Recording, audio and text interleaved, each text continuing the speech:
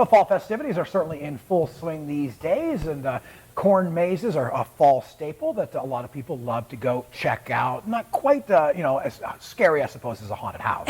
Yeah, a haunted house, and there's lots of things to do in the fall, but if a corn maze is on your to-do list, our Megan Selensky is joining us live from one this morning, one out in Edinburgh, the Wooded Nickel Buffalo Farm. Good morning, Megan. Good morning. Mark, speak for yourself on how scary these corn mazes are. If you're doing it at 5 o'clock in the morning in the dark, yeah, you get your scares in. But we made it through. We're back out front now. We're here at the Wood Nickel Buffalo Farm. And that's not all that you guys have here at the farm. Can you tell me a little bit about what you guys do? I'm here with Buffalo Dan here. He's the owner. Can you tell me a little bit about what you guys have alongside the corn maze?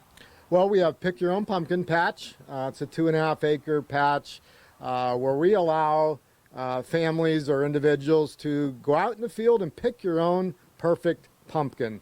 Yes, we have some for sale here in front of the store on display, but we feel that if you want to take a little adventure and pull a wagon up, you can pick out your own pumpkin and bring it down. We'll weigh it on the scale and you pay for it that way. Can you tell me a little bit about what the feedback is? You said this is one of the few farms in the area that actually lets you go out and pick your own, and some of the families really have been positive about their experience here.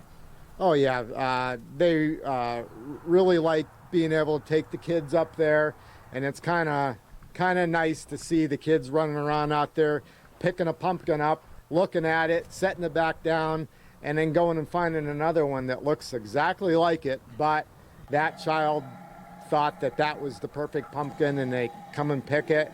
The other thing is people don't realize how much pumpkins weigh, and when you're paying by the pound and they bring a whole wagon load down and they start adding it up weight wise, and they're like, oh my gosh, that's a lot, but it's still cheaper than buying them already pre-picked on the stand.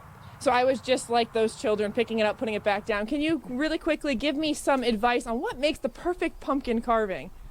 I really don't know. We've had people bring down some pumpkins that I think are pretty ugly looking, but apparently that was the perfect one for them.